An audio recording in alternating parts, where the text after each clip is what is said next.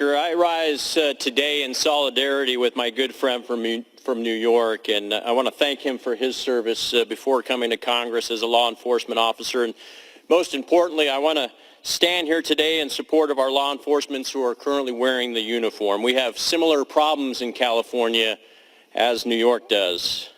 And these brave men and women who wake up every morning and think about the sobering and very realistic thought that today may actually be the last day of their life. And despite having that realization every morning, the realization that they may have to deal with someone who will literally try to kill them, they still get up, they still put on that uniform, and they proudly serve our communities. They do it despite the radical policies like defunding the police, despite the lunatics dressed in suits disguised as DAs like our own district attorney in Los Angeles County, who goes by the name of George Gascon.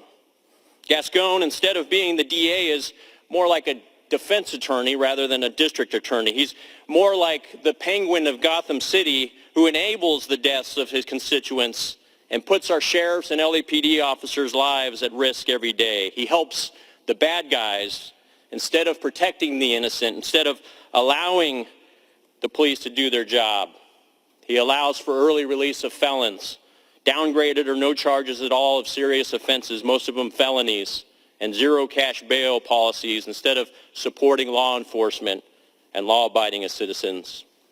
The brave peacemakers in blue wake up every morning and serve despite the fact that they are working double overtime because our county supervisors and our mayors aren't hiring enough new cadets into the academies.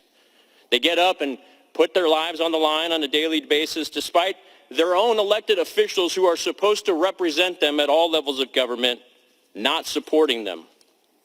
They also suffer disproportionately high divorce rates and, unfortunately, astronomical suicide rates. In my district alone, we saw 4 law enforcement officers commit suicide in just 1 week. But to the 708,000 police officers, please know this: the good guys have your back.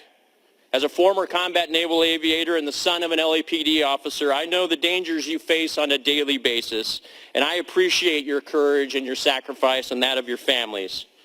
The fear your families face on a daily basis, the reality that some of you may not come home at night because evil still does exist on our streets. We are eternally grateful to you, and most people in our communities are. Each year, more than 100 cops give their lives in our defense. Last year, 136 cops were killed on the line of duty. Someone doesn't need to become a cop, or someone doesn't want to become a cop. They don't do it for the money. They don't do it for the benefits. They do it because they want to serve. They want to protect. They want to do what is right and what is noble. And there is no greater form of love than being willing to give your own life in defense of another human being. And for many of us, that's true for our kids. That's true for our spouses or close friends. We would die for them.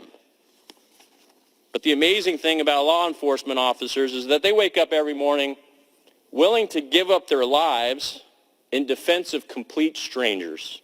That's extremely powerful, and that should be very humbling to the rest of us.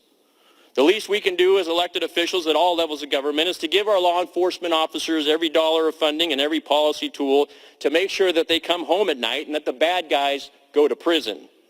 And we should never bend the knee. Never bend the knee to an organization or human being that supports defunding or jeopardizing the lives of our police officers. I urge leadership in this body, the House of Representatives, to bring my bill, the Sergeant Steve Owen bill, to the floor for a vote. Sergeant Steve Owen, who's pictured here, was a brave sheriff who was brutally executed in broad daylight in the Antelope Valley, just like Deputy Ryan Klinkenbroomer, who is also pictured here, was shot in the head while sitting in his patrol car in the afternoon in the Antelope Valley. The Sergeant Steve Owen bill would make the intentional killing of a cop a federal felony with a punishment no less than the death penalty or life in prison without the possibility of parole. This should be the law of the land in all 50 states. And Mr. Speaker, we should all agree that that's a reasonable law. This is a reasonable punishment for such evil. May God look over our peacemakers, and I want to thank my colleague from New York for putting this special order on.